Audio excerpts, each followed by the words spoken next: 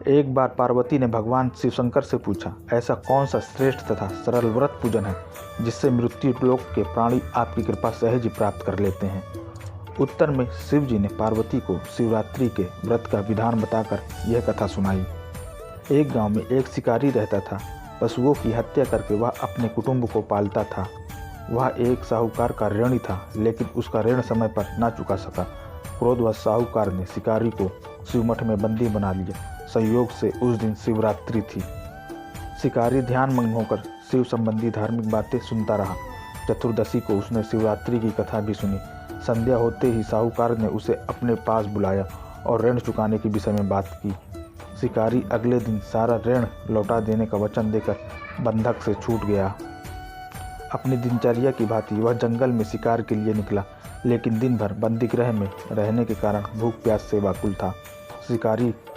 शिकार करने के लिए वह एक तालाब के किनारे बेल वृक्ष का पड़ाव बनाने लगा। बेल वृक्ष के नीचे शिवलिंग था जो बिल्व पत्रों से ढका हुआ था। शिकारी को उसका पता ना चला। पड़ाव बनाते समय उसने जो टहनियाँ तोड़ी वे संयोग से शिवलिंग पर गिरी। इस प्रकार दिन भर भूखे प्यासे शिकारी का व्रत भी हो गया और शिवलिंग पर बेलपत्र भी चढ़ गए। एक पहर रात्रि बीत जाने पर एक गर्भिणी मुर्गी तालाब पर पानी पीने पहुंची। शिकारी ने धनुष पर तीर चढ़ाकर जो ही प्रत्यंचा खींची, मृगी बोली, मैं गर्भिणी हूँ, शीघ्र ही प्रसव करूँगी। तुम एक साथ दो जीवों की हत्या करोगी जो ठीक नहीं है। मैं अपने बच्चों को जन्म देकर शीघ्र ही तुम्हारे सामने प्रस्तुत हो जाऊंगी। अब तुम मुझे मार लेना। शिकारी ने प्रत्यंचा ढीली कर दी और मृगी झाड़ियों में लुप्त हो गई। कुछ ही देर के बाद एक और मृगी उधर से निकली। शिकारी की प्रसन्नता का ठिकाना न रहा। समीप आने पर उसने धनुष पर बाण चढ़ाया। तब उसे देख मृगी ने विनम्रतापूर्वक निवेदन किया, हे पार्थी, मैं थोड़ी देर पहले ही ऋतु से निर्वृत्त हुई हूँ, कामतुर विरहिणी हूँ, अपने प्रिय की खोज में भटक रही हूँ। मैं अपने पति से मिलकर शीघ्र ही तुम्हारे पास आ जाऊंगी। शिकारी ने उसे भी जाने दिया। 2 बार शिकार को खोकर उसका माथा ठनका। वह चिंता में पड़ गया। रात्रि का आखिरी पहर बीत रहा था, तभी एक अन्य मृगी अपने बच्चों के साथ उधर से निकली। शिकारी के लिए यह स्वर्णिम अवसर था। उसने धनुष पर तीर चढ़ाने में देर न लगाई।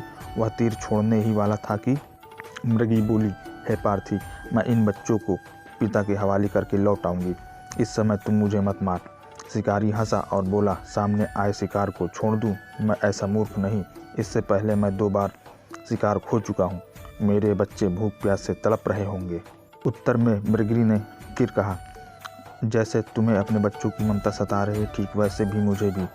इसलिए सिर्फ बच्चों के नाम पर मैं थोड़ी देर के लिए जीवन दान मांग रही हूँ।